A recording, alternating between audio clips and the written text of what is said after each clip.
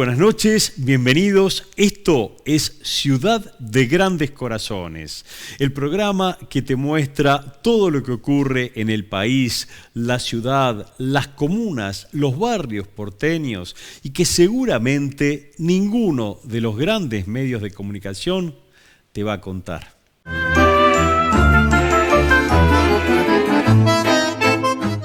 En Ciudad de Grandes Corazones seguimos hablando de reservas ecológicas urbanas. Esta noche vamos al Renacer de la Laguna, ubicada en el predio de la Facultad de Agronomía y Veterinaria. Un estudiante voluntario de esa reserva, Pablo Pulido, nos habla del lago, de la laguna que hay en el lugar y de las especies que pueblan ese hábitat. ¿Qué tal, Carlos? Buenas noches, ¿cómo andás? Muy bien, Pablo. La verdad que encantados con el proyecto que tienen con el Renacer de la Laguna. Un nombre que ya de por sí es atractivo, pero un espacio que estoy viendo que realmente es maravilloso. Contame, ¿dónde estás? Bueno, sí, primero que nada, te agradezco a vos, al espacio que nos estás brindando y también agradecemos a las autoridades de la Facultad de Ciencias Veterinarias siempre presentes y siempre apoyando este tipo de proyectos. Nos saludamos como un buenas noches, pero sin embargo acá está media tarde, ¿sí? Con estas cuestiones de la virtualidad, bueno, nos adaptamos a todo, pero en realidad es mejor porque así pueden ver un poquito de lo que tenemos en el fondo. Lo que tenemos en el fondo es un paisaje de una laguna típica pampeana. ¿Por qué? Porque estamos dentro de la ciudad de Buenos Aires, dentro de la capital federal y dentro de la Facultad de Ciencias Veterinarias de la Universidad de Buenos Aires, que es donde hace 5, casi 6 años se presentó un proyecto desde un grupo de alumnos a las autoridades, en el cual se buscaba poner en valor un espacio que era a modo de potrero y un estanque abandonado. Y bueno, desde ese momento hasta hoy, lo que se está llevando a cabo es un proyecto en sí de una reserva natural urbana, ¿no? Se busca, por un lado, el enfoque de la conservación de la biodiversidad. Entonces lo que hacemos es tratar de recrear lo que son los ambientes o lo que fueron los ambientes típicos de nuestro Buenos Aires antiguo, hace más de 500 años. Por otro lado, enfocamos también lo que es la educación ambiental, entonces por intermedio de visitas guiadas en su momento a escuelas o las campañas de divulgación que hacemos de educación por las redes, lo que hacemos es abarcar ese aspecto. Y por otro lado también no dejamos de lado lo que son el encare hacia la educación formal y la investigación. Entonces vienen colegas de otras áreas, de otras profesiones, de otras ciencias, y vienen a aprovechar los beneficios de tener una reserva urbana dentro de Buenos Aires para hacer investigación en lo que es referido a salud ambiental, salud pública, todo lo que son ciencias biológicas y demás. Me parece muy interesante todo lo que contás, me parece muy atractivo esto de pensar en ese paisaje originario que le daba identidad a esta ecorregión. Pero quisiera saber, vos estás en un estanque, ¿qué superficie tiene? ¿Cómo encontraron ese espacio? ¿Cuál es la característica? ¿Qué profundidad? ¿Qué superficie ocupa este lago, prácticamente, esta laguna? Bueno, sí, si nos ponemos desde el punto de vista técnico, es un estanque artificial, pero desde el punto de vista biológico y desde el punto de vista también poético, lo llamamos una laguna. Es un humedal urbano, es uno de los más de 30 humedales urbanos que hay en Buenos Aires, en Capital Federal. Hay más de 30 humedales urbanos, y este es uno de esos. Nada más que lo que se buscó desde sus comienzos, que era un estanque abandonado, con cierta calidad del agua desmejorada, se buscó hacer una puesta en valor. Entonces, con la implementación estratégica de plantación, de reintroducción de especies vegetales típicas de lagunas pampeanas, lo que se buscó es intentar uno de los procesos, uno de los tantos procesos de fitorremediación, de mejora de calidad del agua, ¿sí? Y con eso entonces empezó a mejorar la calidad de la vida acuática.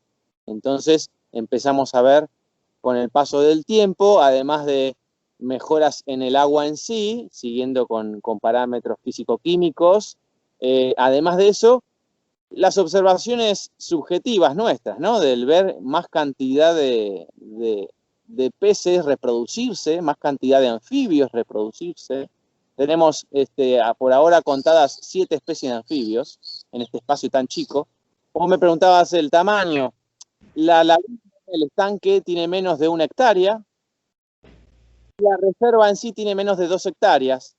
Sin embargo, a nosotros, más que importarnos la superficie, nos interesa la biodiversidad, la cantidad de especies vegetales que después atraen la cantidad de especies animales. Entonces me vas a decir, ¿qué querés decir con eso? Bueno, que en su momento, hace 5 años, contábamos menos de 100 especies de fauna silvestre y alrededor de 100, 120 especies de flora autóctona. Y hoy en día estamos contando más de 400 especies de fauna autóctona y más de 300 especies vegetales autóctonas, sin contar las exóticas invasoras, ¿no? Qué notable. Yo te quiero preguntar, vos me decís que hay 7 especies de peces. ¿Cómo llegaron los peces? ¿Los han introducido? 7 especies de anfibios y más de 11 especies de peces. Más de 11 especies de peces. ¿Cómo llegaron al lugar? Es una gran pregunta que nos hacen todos los lindos amigos que nos visitan. Hay muchas teorías y uno no puede quedarse con una sola, entonces lo que hacemos es decir, es muy probable que los anfibios, algunos de los anfibios ya estuvieran desde sus comienzos. Pensá que este predio de la Facultad Veterinaria, que hace muchos años era Facultad de Agronomía y Veterinaria, y hace muchos años atrás eran terrenos, ¿sí?, abiertos de producciones, ¿sí?, eran estancias en lo que era el antiguo Buenos Aires. Es posible que algunos de los anfibios que estén ya estuvieran desde sus comienzos sobreviviendo, pero también es posible, otra de las posibilidades es que cualquier vecino, cualquier ciudadano, sin consentimiento de autoridades y sin un seguimiento profesional, sin un chequeo veterinario, haya hecho sueltas de anfibios, ¿sí? Como así también la existencia de peces. La existencia de peces no es originaria porque ya sabemos que el estanque es artificial. En su momento se habló mucho de que las especies de aves acuáticas podían llegar a traer ciertos huevos de ciertas especies en las patas y entonces así hacer esa traslocación. Hoy en día ya se está dejando de hablar de eso, pero sí es un hecho que es un lugar plenamente urbano y plenamente antrópico. Entonces la permanencia de gente, de transeúntes, en un lugar donde nada, no, tenía usos múltiples, ¿no? Entonces venía un estudiante de veterinaria recién recibido a festejar y se tiraba al agua. Venía una familia a tomar mate y se sentaba al costado de las orillas del estanque. Y así infinidad de usos múltiples. Entonces, ¿por qué no no dejar de lado el hecho de que también pudo haber venido personas a liberar peces, lo mismo que decía antes, ¿no? Sin un seguimiento profesional, sin una cuarentena, sin una autorización y demás. Entonces, la mayoría de los peces y la mayoría de los anfibios es muy probable que hayan sido liberados, ¿no? Por personas ajenas al proyecto. Cuando Ojo, hablamos de anfibios, perdóname que te interrumpa, cuando hablamos de anfibios, para que la teleaudiencia entienda, ¿estamos hablando de sapos, de ranas, quizás alguna salamandra? salamandras por el momento no, pero sí ranas. Hay 5 especies de ranas y 2 especies de sapos, ¿sí? Eh, y lógico, cuando te lo comento así me decís, bueno, son menos de 10, mira vos. Ahora, si te lo digo, si lo miramos desde una foto satelital, ¿no? Que estamos en medio de una ciudad y que y que son grupos de fauna emblema en extinción, en desaparición, por la desaparición de sus ambientes naturales, y que además sirven de centinela, ¿no? Porque son animales emblema que nos sirven para distinguir si un ambiente está mejorando o empeorando su calidad. Entonces, nada, valen y valen mucho, valen mucho. Gracias al grupo de divulgación que se llama Save the Frogs Buenos Aires, es que estamos haciendo un seguimiento con relevamientos serios y ordenados. Decime, en este momento, si un vecino quiere acercarse al lugar, no puede acceder porque está cerrado para el público, está abierto para investigadores, para estudiantes. ¿Cómo es esto? Bueno, hoy en día estamos en plena pandemia, que vale destacar que no es algo así irrisorio, no es espontáneo, sino que pandemias y epidemias que se vienen sucediendo y que seguirán sucediendo son ya confirmado, originadas por el mal uso de las tierras y el desarrollo no sostenible y no sustentable, y las producciones no racionales, ¿sí? Sabiendo eso, el origen de este tipo de situaciones de salud pública que estamos pasando, sabemos que las instituciones con mucho flujo de personal, bueno, están con ciertos protocolos. Lo que nos toca a nosotros es estar cerrados, tanto el voluntariado como el público, pero fuera de lo que es pandemia, si un investigador de otra casa de estudios o de algún equipo de investigación quiere formar parte del equipo o quiere llevar a cabo un proyecto de tesis o de doctorado, nos pueden escribir por correo, ¿sí? Y mediante ciertos protocolos los invitamos y forman parte y aprovechan estos ecosistemas. Y el vecino, el público general, también nos puede escribir por las redes o por el correo, ¿sí? En las redes estamos como El Renacer de la Laguna, Espebet UBA, y el correo es elrenacerdelalaguna@gmail.com. Entonces cualquier vecino nos puede escribir, o algún observador de naturaleza o algún fotógrafo nos escribe. Lo que hacemos por protocolo es generar grupos de no más de 10 personas. Con esos grupos de no más de 10 personas se hacen visitas guiadas programadas, ¿sí? ¿Por qué? Porque no nos olvidemos que estamos en una institución pública educativa, ¿sí? Entonces hay que tener control de quién entra y quién sale. Y por otro lado, por el cuidado del trabajo, el cuidado de las mejoras que venimos haciendo. Son menos de 2 hectáreas. Imagínate lo que pasa en la Reserva Ecológica Costanera Sur, que son más de 300 hectáreas, y con la entrada con control parcial, ocurren incendios, ocurre suelta de perros o de gatos, etcétera, etcétera. Entonces, imagínate lo que pasaría en un espacio de menos de 2 hectáreas. Entonces nosotros somos estrictamente celosos en el registro y en las visitas del público. Clarísimo. ¿El espacio está cercado, está alambrado?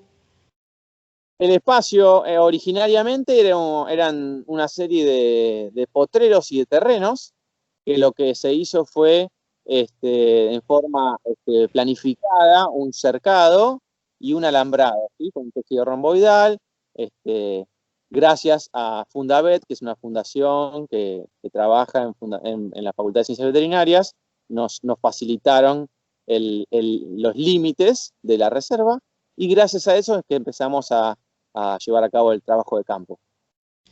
Buenísimo, porque yo presumía, decía, si no estaba cerrado, el problema también que puede producirse por el ingreso de mascotas, de animales domésticos, ¿no? Sí, es así, totalmente.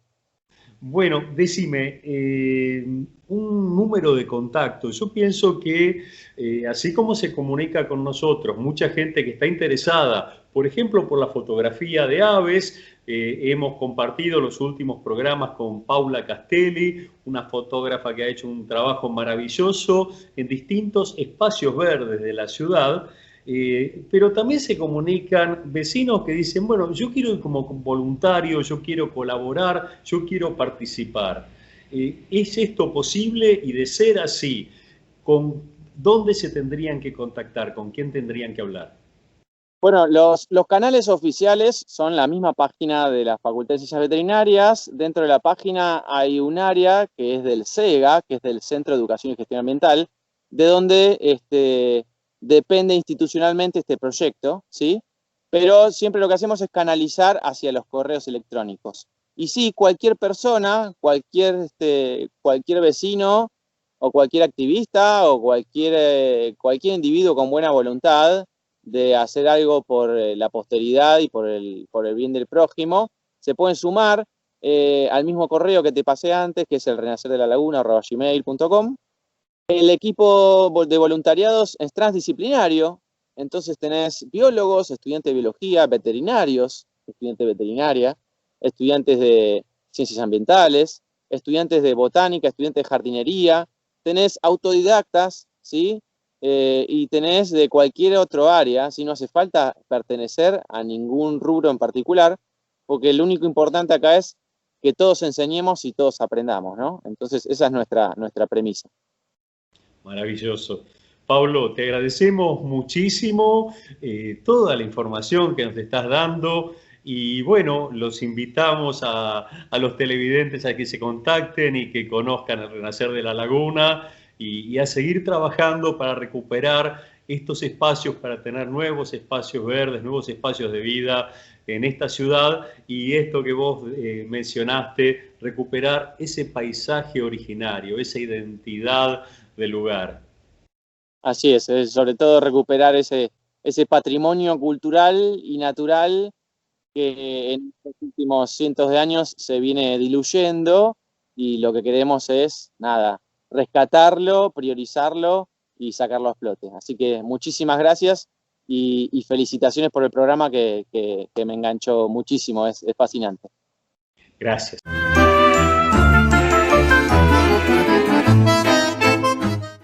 Las enfermeras y los enfermeros de la ciudad de Buenos Aires llevan una larga lucha para ser reconocidos como profesionales de la salud, licenciadas en enfermería que son.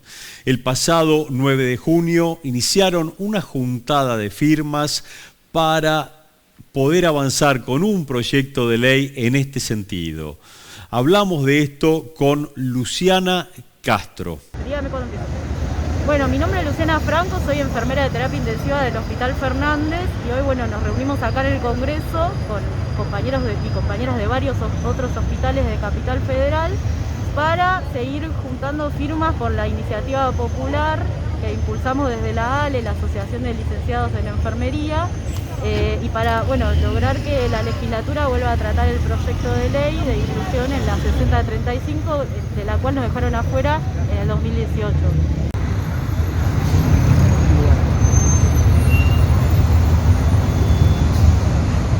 Muchas gracias. Gracias, señora.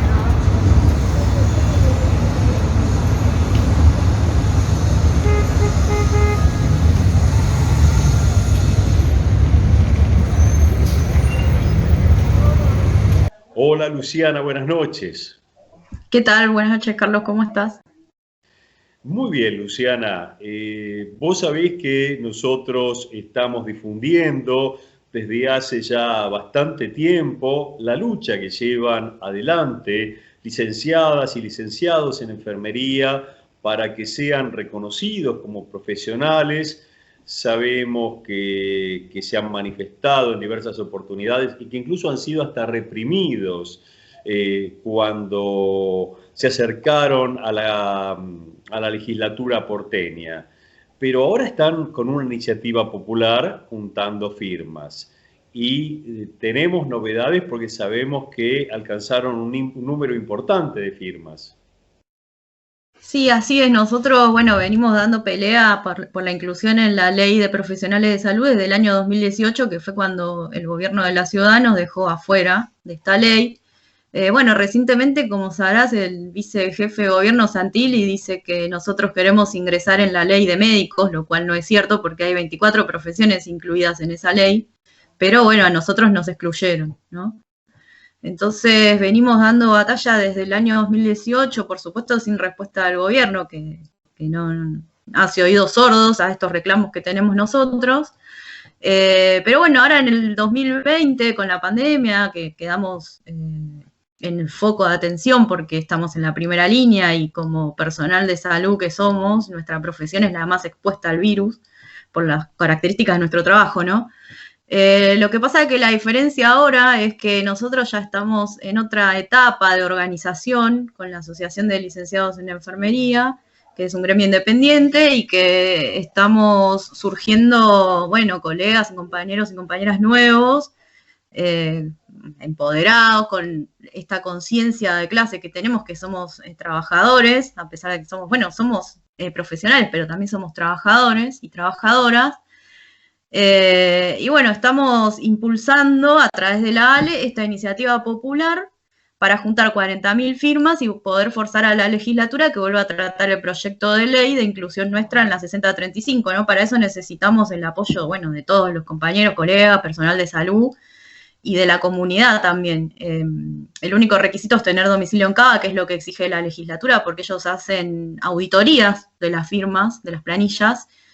Por otro lado, son planillas físicas, no podemos hacerlo en forma virtual y electrónica, entonces tenemos que salir a la calle nosotros. Estamos saliendo a la calle ahora actualmente a buscar esas firmas, ¿no? Hicimos varias acciones ya, el 2 de junio hicimos una simultánea en varios puntos de la ciudad. En nuestro caso del Hospital Fernández lo hicimos en el Parque de las Heras, pero hubo muchos puntos, diferentes parques y esquinas muy concurridas de la ciudad. Y bueno, en ese día, en esa jornada, recolectamos como unas 2.400 firmas más o menos. Y ahora, bueno, la semana pasada, el 9, hicimos otra acción en el Congreso, donde fuimos varios hospitales, varios compañeros de distintos hospitales, pusimos gaseos y también estuvimos recolectando firmas. Y ahora, bueno, lo que estamos implementando es ir a los parques los fines de semana, donde hay gran afluencia de gente. Fuimos al Parque Centenario el sábado pasado, ahí juntamos unas 600 firmas en un lapso de 3 horas, porque la verdad que la comunidad tiene una gran empatía con nosotros. La sociedad ya tomó conciencia de lo que significa nuestro trabajo, nuestra profesión, y de lo injusto que es esto de que los gobiernos no se interesen por nuestra problemática, a pesar de que estamos viviendo un año, más de un año de pandemia. Vamos a llegar a los 500 días de pandemia y seguimos precarizados y precarizadas todos, ¿no? Todos los trabajadores de salud, ¿no? Pero nosotros como enfermeras, y encima que somos un colectivo mayoritariamente femenino, peor. Entonces, bueno, estamos visibilizando nuestros reclamos y la verdad que tenemos una gran adhesión de la sociedad, eso lo tenemos que decir. Y bueno, es fundamental el apoyo de todos. Tenemos que destacar que están realizando una tarea muy dura desde todo aspecto, porque están poniendo el cuerpo, están arriesgando la salud, la vida propia de los familiares, de los seres humanos, de los seres queridos que tienen más cerca, pero también una tarea que imagino debe tener un impacto en lo psicológico. También debe ser muy duro anímicamente estar conviviendo todos los días con una enfermedad que en muchos casos es letal. Sí, así es, Carlos. Yo trabajo en una terapia intensiva de alta complejidad, 100% COVID, y la verdad que la mortalidad de los pacientes es muy alta, la edad es cada vez menor, y es muy triste, muy duro ver cómo la familia no puede entrar a verlos, y esto está teniendo consecuencias para nosotros. Nosotros no estábamos preparados ni formados para ver morir a la gente así tan frecuentemente. Estamos al contrario, preparados para salvar vidas, para hacer todo lo posible, que lo seguimos haciendo todo lo posible, pero la verdad que esta enfermedad es muy agresiva. Esta segunda ola vino muchísimo peor, con nosotros mucho más agotados, seguimos precarizados y precarizadas, seguimos sin licencias que nos siguen negando, sin decirnos cuándo nos van a devolver esas licencias que tenemos nosotros, que son nuestro derecho, ¿no? Vacaciones, licencias por estrés, francos, un montón de días que tenemos ahí pendientes que no nos quieren dar, porque hay déficit de personal también, pero tampoco hay una política para tomar personal nuevo, ni tampoco se cuida al personal de reciente ingreso, que son generalmente colegas con casi nada o recién recibidos. que se los ingresan las terapias intensivas estas de alta complejidad y que no aguantan este ritmo y este maltrato por parte de las autoridades, ¿no? Porque en mi hospital la dirección médica es muy autoritaria, no es permeable a ningún reclamo y bueno, esas directivas se bajan al departamento de enfermería que replica lo mismo y bueno, se maltrata mucho al personal y la gente se va porque siempre tienen es el segundo trabajo que tienen, se prefieren quedarse con sus otros trabajos y bueno, y con los sueldos que les pagan de 35.000 pesos, con tan alta exposición y estrés ante pacientes tan complejos, tan críticos y sin tener la experiencia necesaria, hasta a nosotros nos abrumó esta situación, que tenemos experiencia, yo tengo formación, tengo una especialidad en cuidados críticos, en emergentología, pero esta situación nos sobrepasó a todos. Imagínate a una persona recién recibida que la ingresan en un servicio de tanta complejidad, donde hay que actuar rápidamente, donde hay que tener seguridad y bueno, esto no se está teniendo en cuenta. En los departamentos de enfermería se ven los números nada más.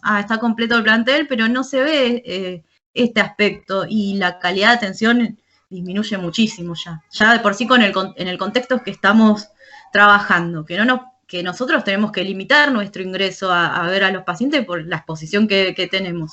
Y encima con personal que no está capacitado y que también nos sobrecarga porque nos delegan esa tarea a nosotros, no es que nos dicen, bueno, no vas a atender pacientes y vas a capacitar gente, no, tenemos que atender pacientes y capacitar a nuestros colegas que no tienen la culpa, pero es una sobrecarga para todos. Entonces esta situación es muy compleja. Luciana, ¿cuándo van a realizar la próxima juntada de firmas?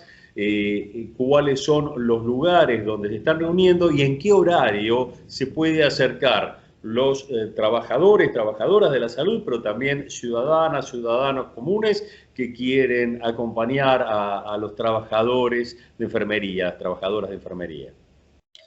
Mañana, sábado, vamos a estar en el Parque Centenario nuevamente, que es un lugar de mucha afluencia de gente y es ideal para hacer esta actividad a partir de las 14 en el mástil del parque.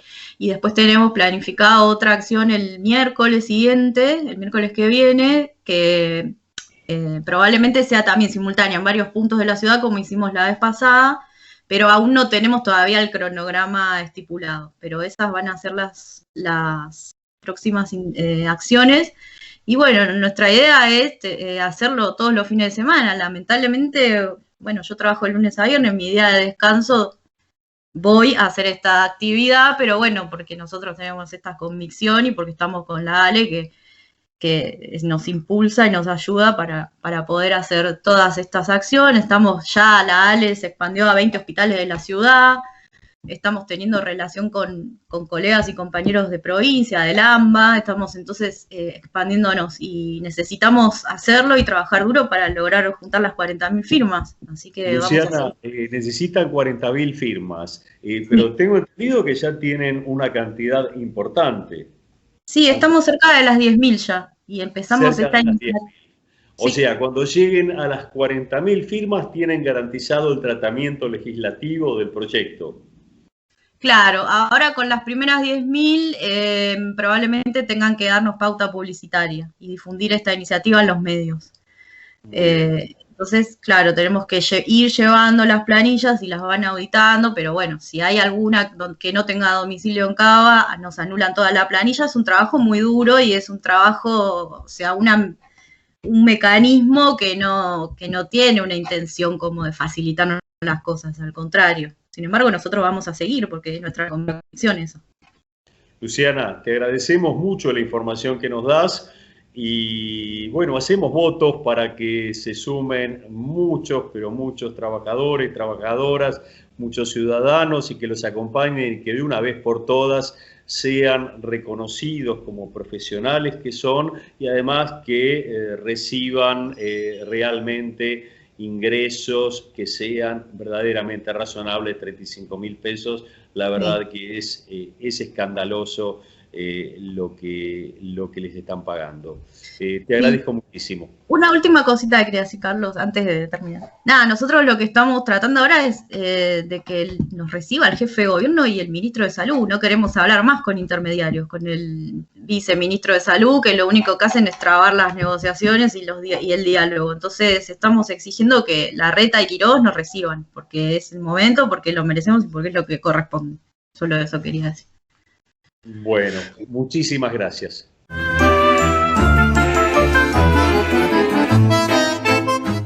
RS Positivo, Rudy y Alejandro Sanz llegan nuevamente a Ciudad de Grandes Corazones con la primera parte de Don Sigilo y Relincho, un especial por el Día del Padre, y te recordamos que los busques en YouTube y que te suscribas a RS Positivo.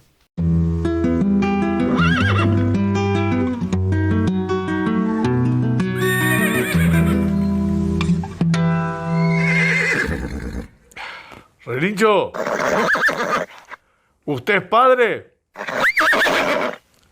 ¿Cómo que no lo comprometa?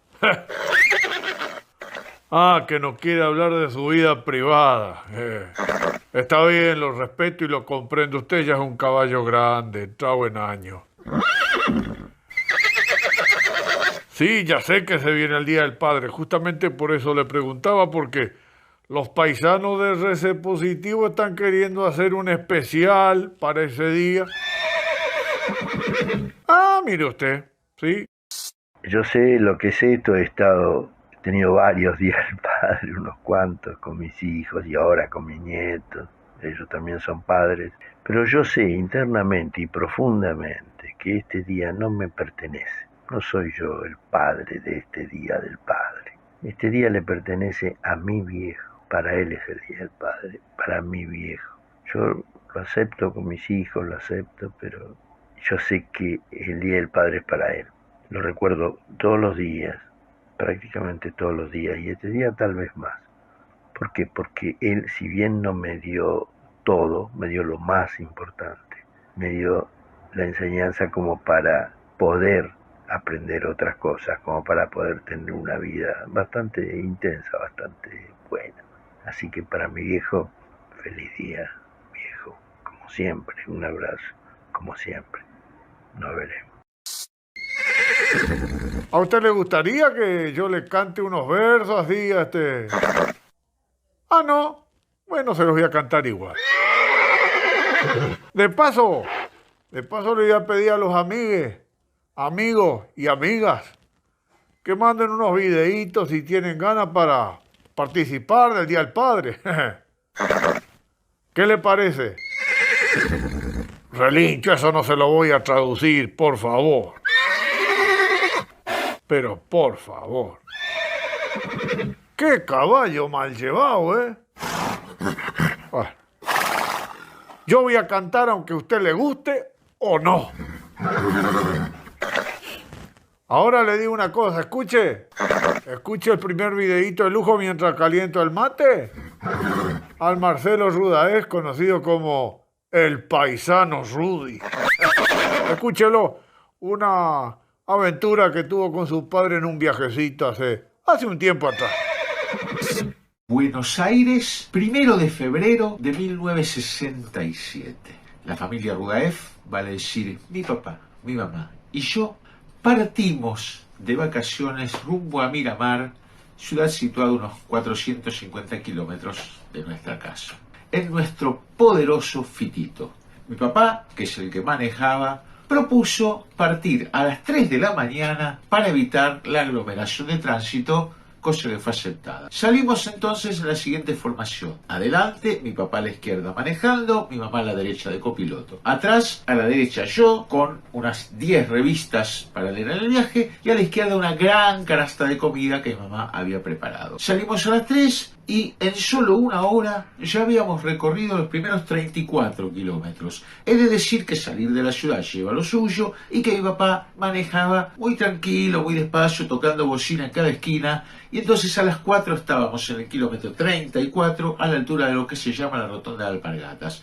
Allí mi papá se declara dormido y, para poder cumplir con esa declaración, pone el auto fuera de ruta, en la banquina, cierra sus ojos y reposa plácidamente durante 2 horas. Vale decir que a las 6 de la mañana ya habíamos hecho 34 kilómetros. Mi papá despierta, pero para cerciorarse de que estaba despierto, se come un deliciosísimo chocolate, he de decir que también convidó, tenía 2, se declara despierto y partimos a una velocidad de estos 60 kilómetros. A las 7 más o menos estábamos ya en el kilómetro 90 para terminar de despertarse. Como llegamos a un famoso lugar llamado Atalaya, mi papá decide comerse unas riquísimas 3 medialunas con un suculento café con leche o viceversa, emoción a la que toda la familia convalida y salen entonces 3 café con leches y 9 medialunas para los 3. Mi papá esto lo despierta, pero un poco de modorra le va, de modo que 1 hora y media después, a las 8:30, seguíamos en el kilómetro 100, habíamos hecho 100 kilómetros aproximadamente en 5 horas y media y salimos rumbo a Miramar. Ocurrió aquí que ese tránsito, esa aglomeración de tránsito que no queríamos que nos alcanzara, nos alcanzó. Que mi papá manejaba muy despacito y que, o sea, que sus 60 se transformaron en 50 dada la aglomeración de tránsito, y que cada media hora había que parar otra media hora porque el fitito por su propia cuenta decidía recalentar su motor. O sea, media hora 50 kilómetros en un montón de tránsito aglomerado, media hora parando para que el fitito se enfríe, media hora 50 kilómetros, media hora parando así. De esta manera, a las 12 del mediodía habíamos llegado a Dolores, kilómetro 210 aproximadamente. En ese momento, recordemos que yo ya había leído unas 4 o 5 de las 10 revistas que me habían llevado y que mi mamá había mandado una tremenda canasta, había hecho una tremenda canasta, la canasta no, pero de adentro sí, había que comerlo. De modo que mi papá estacionó el auto, nos bajamos en un lugarcito que había en Dolores, nos comimos opíparamente todo eso que mi mamá había preparado. A mi papá le agarró un poquito de modorrita, por lo cual durmió unos más o menos 15 minutos más, y siendo la 1:30 del mediodía, estábamos a 10 horas de la hora que habíamos salido más o menos, ya habíamos hecho unos 210 kilómetros y pumba, partimos rumbo a Miramar.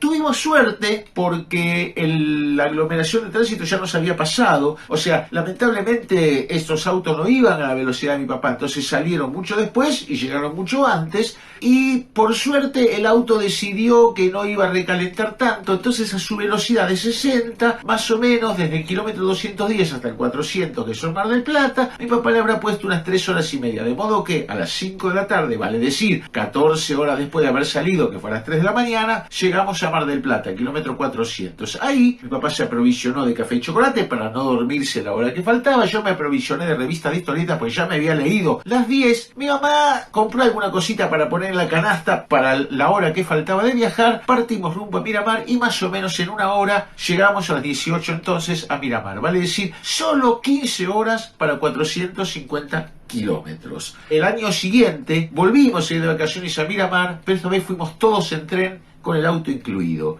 Y esta anécdota, además de lo divertida que fue, se la agradezco a mi papá, más que por el viaje en sí, por el humor que produjo en toda la historia familiar, ya que la recordábamos junto con él, por supuesto, cuando él estaba, con mucho humor, con mucha risa. De hecho, han pasado más de 50 años y nos seguimos riendo. Por eso también, muchas gracias, papá.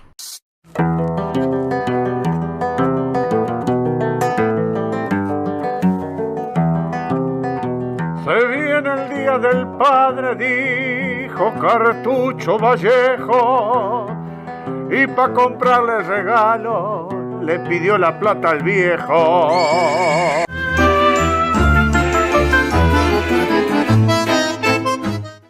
Te vamos a mostrar las imágenes del nuevo noticiero que vamos a tener en la ciudad de Buenos Aires. Va a salir los domingos a las 17 horas el noticiero de Colegiales Participa y Decide.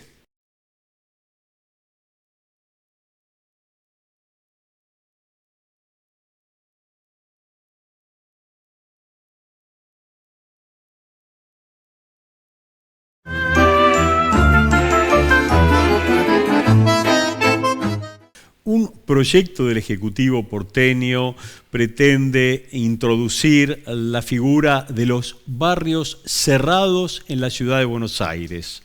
Una posibilidad que significaría que tierra pública aledaña al Río de la Plata, podría ser la Costanera Norte, podría ser las tierras de la isla de Marchi, se convirtieran en un barrio privado, la tierra pública para unos pocos. De esto nos habla Matías Cerezo, integrante de Participación Popular. El gobierno de la Ciudad de Buenos Aires ha enviado un proyecto de ley para modificar la ley de catastro de la ciudad. En dicho proyecto incorporan los conceptos de conjuntos inmobiliarios y propiedad horizontal especial. Estas figuras habilitarían la posibilidad de construir barrios privados, barrios de torres, clubes náuticos y continuar privatizando espacios públicos de la ciudad como calles, veredas, plazas y parques a los que ya no tendremos acceso todos los ciudadanos por pasar a ser de dominio privado. La construcción de estos tipos de barrios está explícitamente prohibido por el Código Urbanístico de la ciudad, pero el Poder Ejecutivo insiste con este tipo de propuestas y las incorpora a estas figuras tomándolas del Código Civil Nacional. Con esto lo que van a intentar es que ante cada propuesta de barrio cerrado la legislatura o el Ejecutivo tenga que decidir si se aprueba o no, cosa que hoy está absolutamente prohibida. La ciudad no necesita barrios de lujo y barrios privados, sino que necesita más espacios verdes, más espacios públicos y abordar seriamente la problemática de la vivienda en la ciudad de Buenos Aires desde una mirada que permita resolver el gran déficit habitacional que hoy padecemos. Entonces hay otra figura, otra definición conflictiva que aparece en este proyecto de ley, que es el de la línea de Rivera. La línea de Rivera es lo que demarca qué puede ser, qué es de dominio público y qué es de dominio privado, de lo que está al borde del cauce del río. Esto podría llegar a permitir avanzar con la privatización de Costa Salguero, según cómo se defina esa línea de Rivera.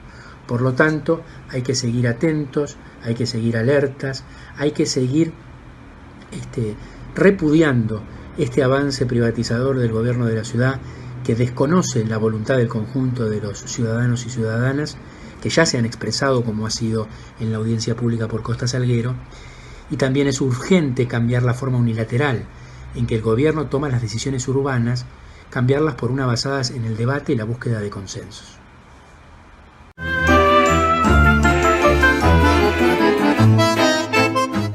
El pasado 16 de junio se cumplieron 66 años del criminal bombardeo a la Plaza de Mayo, a la Casa de Gobierno y a las zonas aledañas que le costaron la vida a 309 argentinos.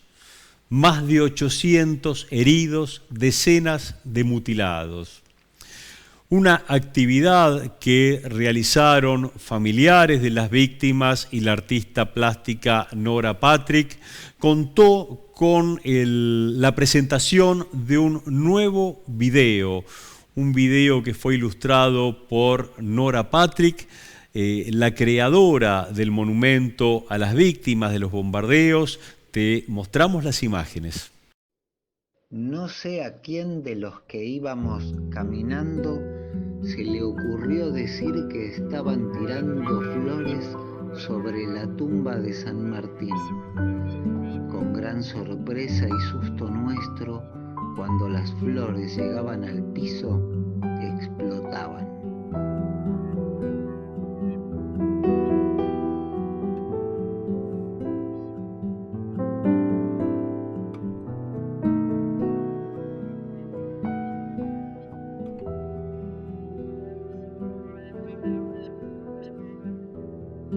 Un revuelo de pólvora en el aire,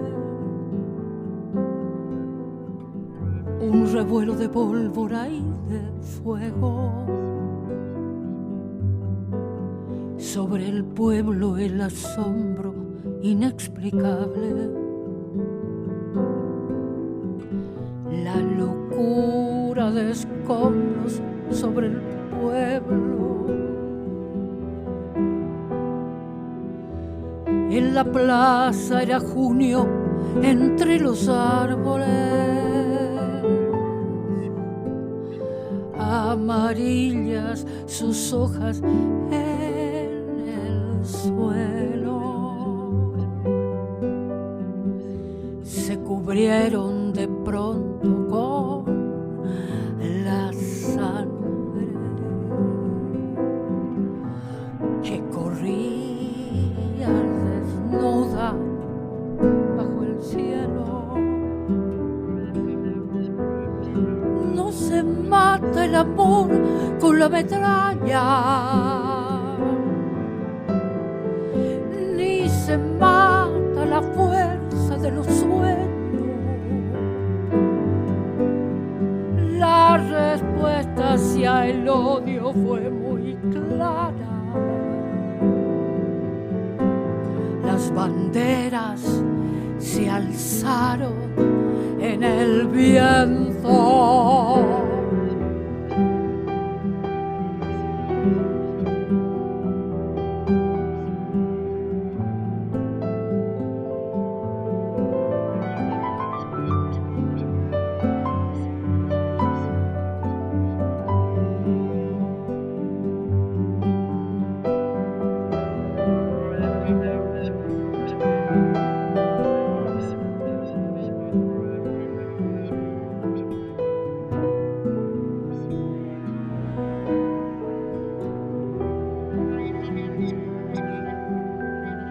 Escribimos la historia desde entonces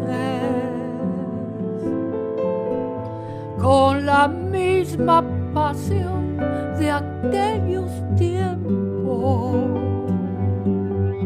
No hay perdón ni hay olvido en esa plaza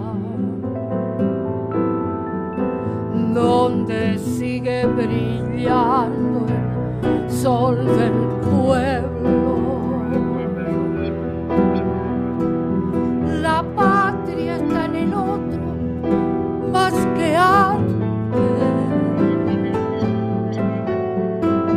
La patria está en el otro y floreciendo. No hay perdón ni hay olvido en esa plaza. La patria está en el otro y floreciendo, floreciendo.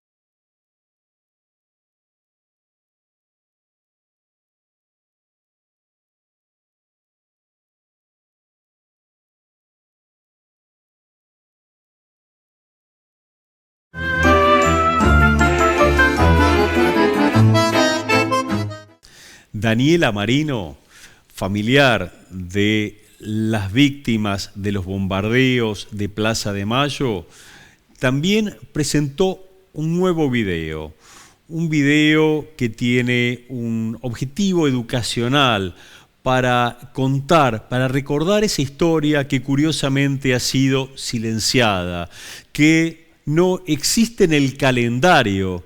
Murieron 300 argentinos, fueron asesinados por las bombas y no figura siquiera en el calendario esa fecha espantosa que no debemos olvidar. Vamos con el video de Daniela Marino. Hola Carlos Caserta, hola a la producción. Soy Daniela Marino, soy representante de la Comisión de Familiares de las Víctimas del 16 de junio de 1955 del bombardeo de Plaza de Mayo y miembro de la Comisión de la Memoria. Este 16 de junio la Secretaría de Derechos Humanos inauguró un mural en el predio de la ex-ESMA, realizó un conversatorio del cual participamos y se presentó un video producido por Nora Patrich con canción original de Teresa Parodi y un corto titulado Flores del 55, producido por Diego Salpurido con música original de Federico Teisendiar. Este corto lo pueden ver en la Secretaría de Derechos Humanos de la Nación y a través de la página de YouTube y tiene por finalidad no solamente la conmemoración, sino ser un disparador a la reflexión y con un objetivo principal que es la educación de nuestros jóvenes, de nuestros niños, niñas y adolescentes. Los dejo con el corto. Muchas gracias.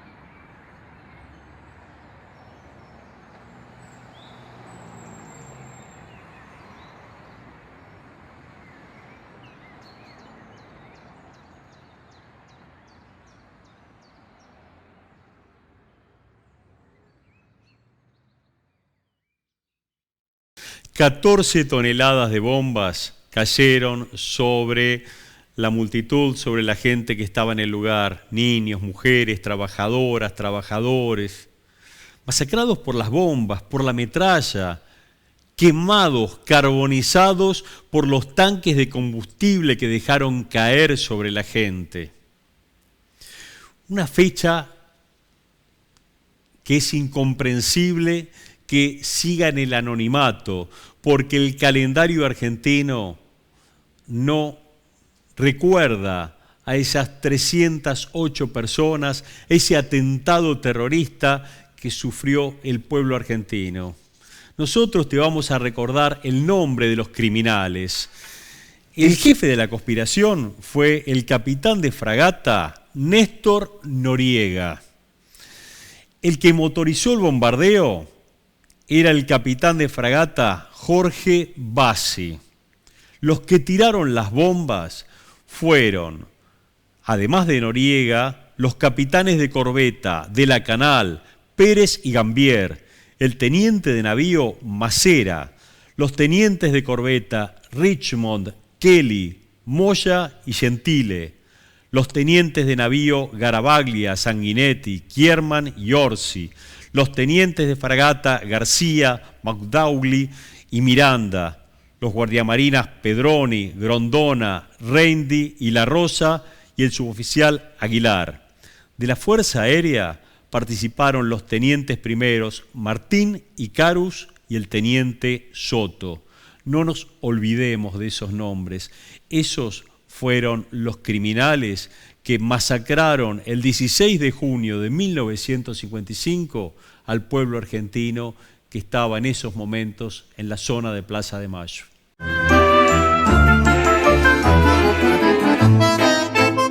El que empezó el especial del de... ¡Ah, qué bárbaro! Bueno, póngalo, a ver qué dice. De chico solía acostarme dormir, entonces llegó la noche de Reyes y mi papá abrió la puerta de la pieza a ver si me había quedado dormido para dejarme los regalos abajo de la cama y no, bueno, todavía estaba despierto, entonces se fue para ver si más tarde me dormía. Volvió más tarde, abrió la puerta, hola, sigo acá, todavía no, bueno, se fue.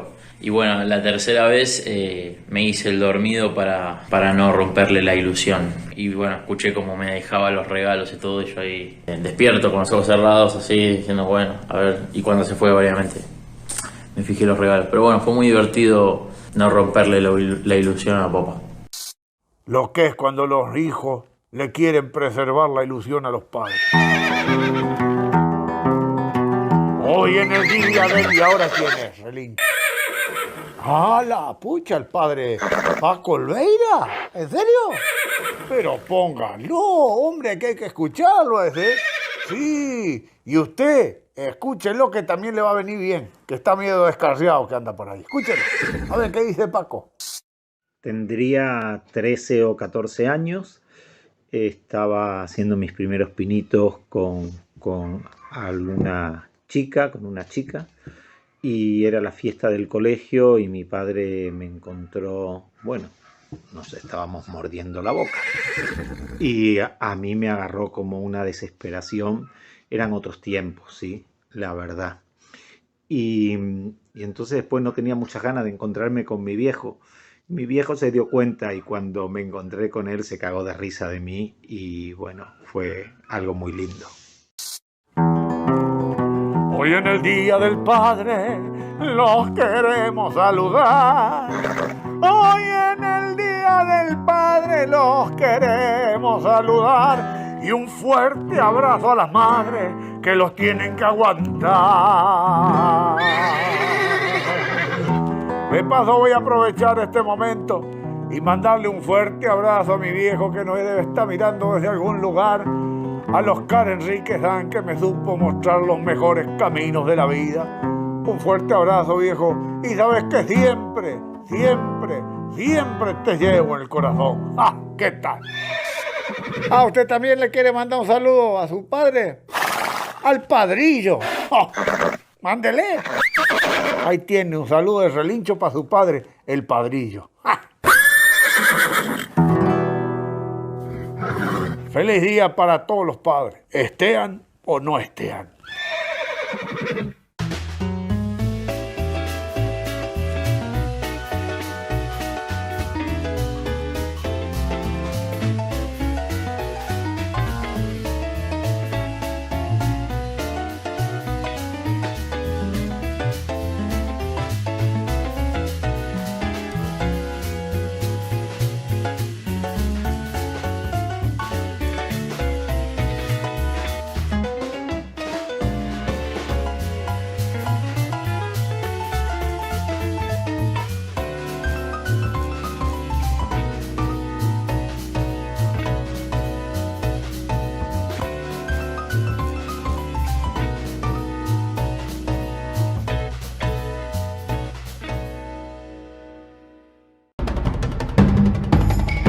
Esas mismas barrancas que vieron enarbolar nuestra insignia patria hace más de 200 años, son hoy el escenario del más obsceno dominio de las potencias extranjeras sobre nuestro suelo, que en el afán de asegurarse nuestras riquezas, reinan soberanas en nuestro Paraná.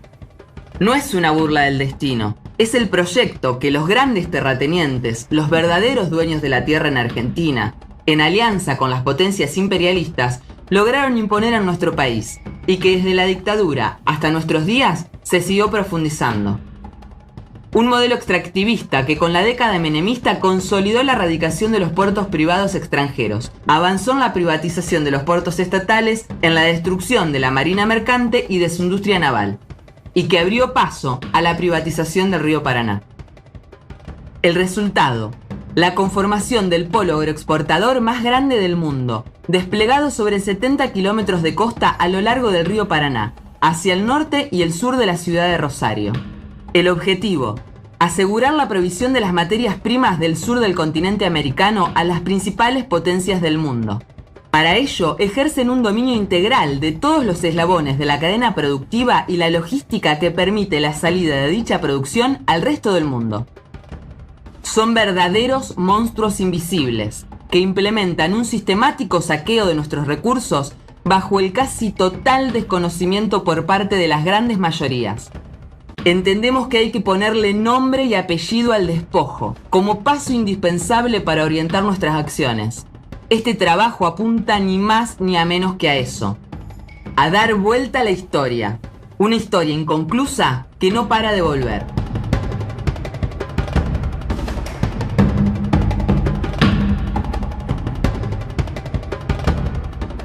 No es posible dimensionar el rol estratégico que desempeña este polo agroexportador a nivel mundial sin dar cuenta de los territorios desde los cuales fluyen como manantiales nuestras riquezas. Nos referimos a la Cuenca del Plata, un extenso territorio que conforma una unidad territorial, económica, productiva, comercial, de comunicación y navegación que posee un extenso sistema hídrico con el río Paraná-Paraguay como eje vertebrador hasta su desembocadura en el Río de la Plata. Comprende más de 3 millones de kilómetros cuadrados de superficie, involucrando territorios de 5 países: Argentina, Uruguay, Paraguay, Brasil y Bolivia, donde habita una población cercana a los 130 millones de habitantes.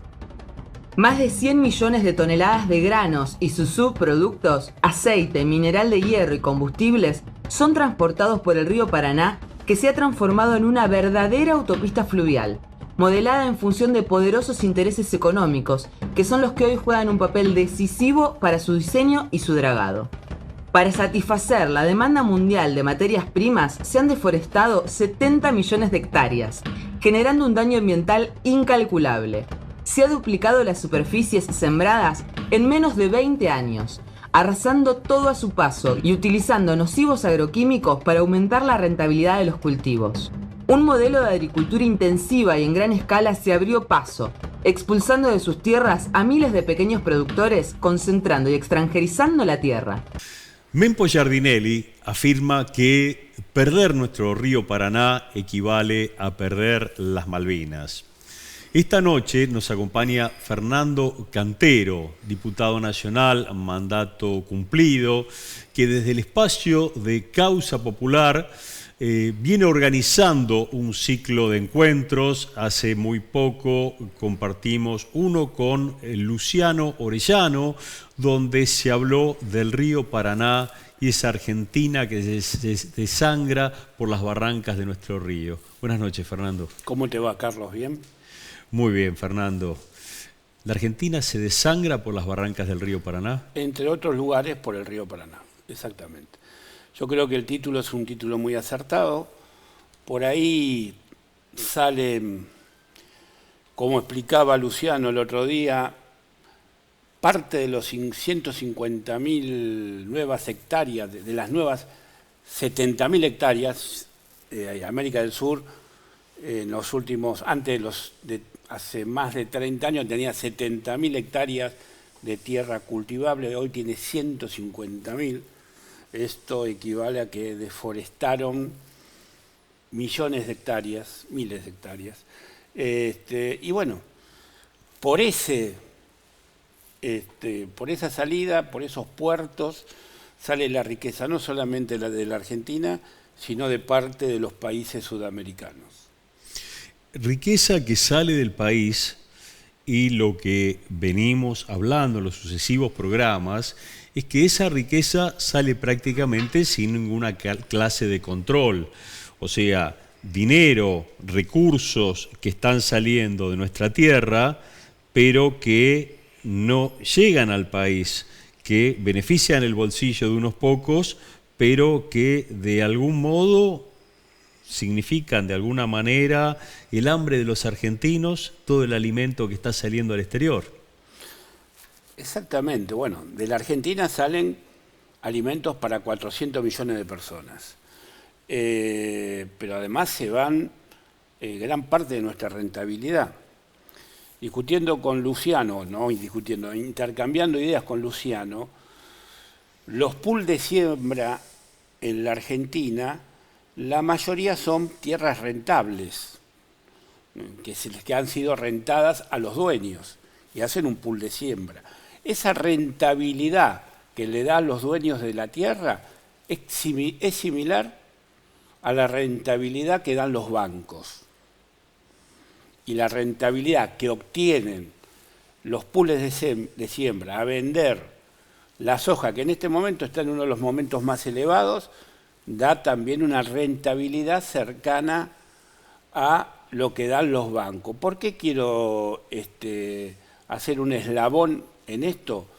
Es porque en la Argentina se escapa el dinero por las barrancas del Paraná, todo nuestro alimento, salen el oro, salen 25 diferentes tierras preciosas que son utilizadas en el mundo y no hay ningún tipo de control sobre ellas, sale el litio, por el sur sale el petróleo, sale la riqueza hitícola que nos roban todos los días. Entonces, cuando vos te pones a pensar lo que pierde la Argentina simplemente por no controlar, no por cobrar algún impuesto o alguna retención, por no controlar, superan los 40.000 millones de dólares, 30, 40.000 millones de dólares. Y no hablemos... Estamos hablando 30, 40.000 millones al año. De dólares al año. ¿Sí? Vos ponete, fíjate todo lo que vos no controlás. La salida del petróleo, la salida de la pesca en la Argentina. Vos en el sur, no hay muchos lugares en el mundo donde vos tirás la red y levantás lleno. Por ejemplo, cuando vos levantás, lo dice muy bien Héctor Di Tulio, cuando vos tiras la red, los que vienen a pescar en el sur, calamar y la merluza negra, y que no me sale ahora el langostino, sí, que tiene una red muy pequeña. Por cada tonelada de langostino se levantan 7 de merluza, que la mayoría de estos barcos pesqueros lo devuelven al mar ya muertos y hacen un fondo de mar que además contamina. Pero vos imaginate si habría pesca acompañante, un barco acompañante donde se ponen esas 7 toneladas, tendríamos pescado fresco al alcance de la mayoría de los argentinos. Se está haciendo la gran riqueza por ahí.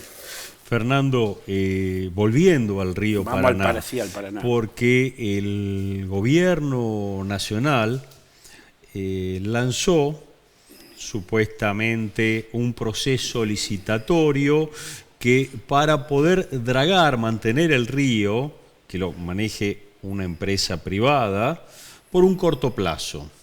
Y la pregunta que nosotros nos hacemos es, ¿no tenemos capacidad nosotros para poner las dragas a trabajar para hacer la tarea que va a hacer una empresa privada? Si mandamos satélites al espacio, ¿no podemos construir a lo mejor en Río Santiago pero una acá draga nosotros adecuada? tenemos en Río Santiago un astillero que está esperando ávido para empezar a construir dragas y embarcaciones. Tenemos el astillero de Avellaneda privado, que no recuerdo ahora el nombre, que también está ávido esperando para empezar a construir, donde daríamos cientos de trabajo. Pero además, si vos empezás a ver de ese lugar todos los trabajos que saldrían, la Argentina estaría dando miles de trabajos, de puestos de trabajo, donde empezaríamos a combatir esa desocupación que tenemos en los últimos años. Se terminarían con muchos procesos de planes sociales, porque la gente quiere trabajar, la gente quiere tener su sueldo, quiere llevar la comida a su casa, a la mesa, quiere tener una obra social, quiere tener la oportunidad de tener un hotel sindical para irse por lo menos una semana de vacaciones, porque eso hace a la dignidad de la persona. Recuperando eso, nosotros estamos recuperando dignidad de nuestro pueblo, además de recuperar cientos de miles de millones de dólares para la construcción de muchas otras cosas que la Argentina está latente. A ver, está latente el tema de la reconstrucción del ferrocarril, que sería muy importante para muchas de las cosas que van a los puertos del Paraná fueran por trenes, no como ahora que van por camión, que hacen un desastre a través de las rutas, que usan combustible fósil, que además encarecen el flete astronómicamente. Bueno, hay tantas cosas que se puede hacer con ese dinero. Vos mencionaste un tema que es fundamental, un transporte económico, no contaminante, sustentable, seguro, claro, muchísimo más seguro, porque convengamos que si se pudiera recuperar o hacer un nuevo tendido ferroviario, seguramente tendríamos, le daríamos posibilidad a las economías regionales de que pudieran mandar sus productos con un valor razonable, y estamos hablando de algo que no contamina, seguro, incluso para transporte de pasajeros. Pero por supuesto, pero además para las economías regionales es fundamental. Si no recuperan eso, no tiene viabilidad la economía regional en Argentina. La extensión de la Argentina hoy es el 7º país del mundo, porque hemos incorporado todo nuestro litoral marítimo. Hoy es un país marítimo, por eso Mempo dice las barrancas del Paraná equivalen a lo que es las Malvinas. Obviamente, porque hoy las Malvinas volvió a ser un paso estratégico en el mundo, porque el porte que se utiliza hoy de los barcos cargueros ya no pueden pasar más por el Canal de Panamá. Entonces tienen que bajar hasta Malvinas y dar la vuelta. Entonces Malvinas hoy es estratégicamente un paso obligado de muchos barcos cargueros y de otras y no cargueros también. Entonces es fundamental. Pero volviendo al río Paraná, lo decía bien Luciano, que no controlando Alcida Argumedo, la querida Alcida Argumedo que falleció hace muy poco tiempo, calculaba que se van entre 8 y 10 mil millones de dólares. Vos fijate si vos agarrás ese dinero, además de empezar a construir las dragas y todo esto que ya hablamos, Corrientes y parte de Entre Ríos y Misiones no tienen red de gas. Entonces, si vos sos un empresario que tenés una fábrica de plásticos, por ejemplo, o de autopartes, o cualquier otra cosa, y querés ir a poner una empresa, a montar tu empresa, tu fábrica, a cualquiera de estas provincias, y te es muy difícil porque no tenés red de gas. Y la red eléctrica es una red que cuando enchufás más de 1000 watts empieza a temblar todo en tu casa, y especialmente en la fábrica, ¿no? Entonces, esos dineros harían la posibilidad de desarrollar el litoral y el norte argentino. Fundamental. Si nosotros no recuperamos la soberanía sobre esos puertos, no tenemos destino como país. Porque la Argentina de Macri, la Argentina esa de la periferia próspera que habla Arceo en su libro, es la Argentina de 10 o 15 millones de personas. Sobran más de 30 millones de personas. Ahora, ¿la Argentina tiene recursos para que vivan dignamente 45 millones de personas? Desde ya que los tiene. Lo de las Barrancas del Paraná lo marca. Y si seguimos con las otras cosas que hablamos al principio, está claro que la Argentina pueden vivir más de 45 millones de personas en forma digna.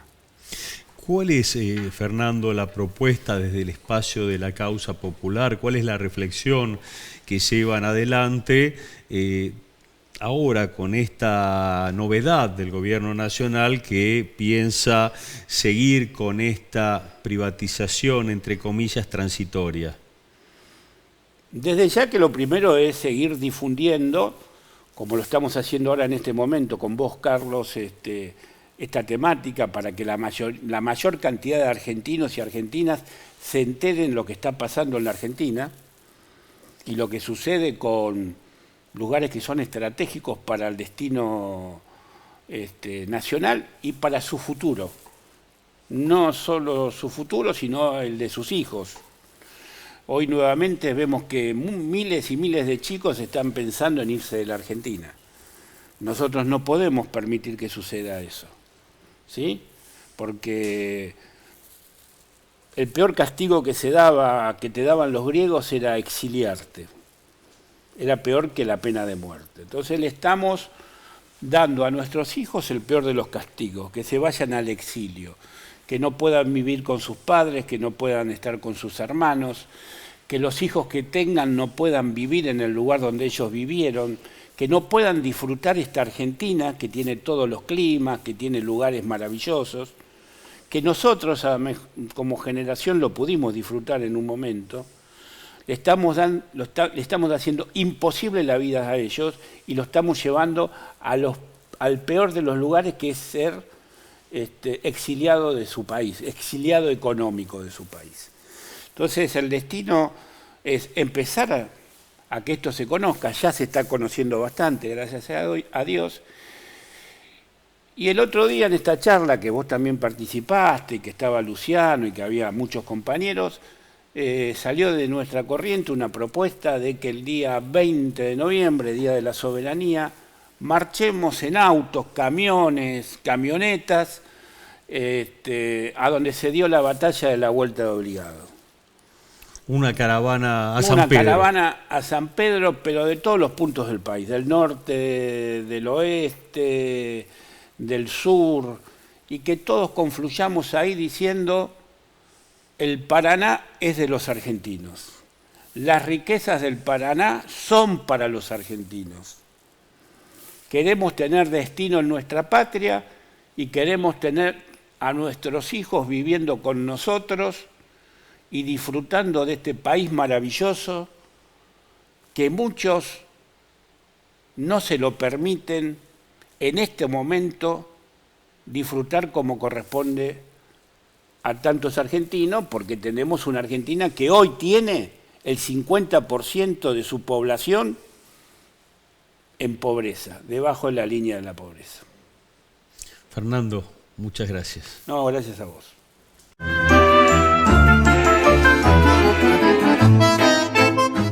Esto fue todo por hoy. Nos vemos el próximo domingo, como siempre, a las 20 horas en Canal 22 Web.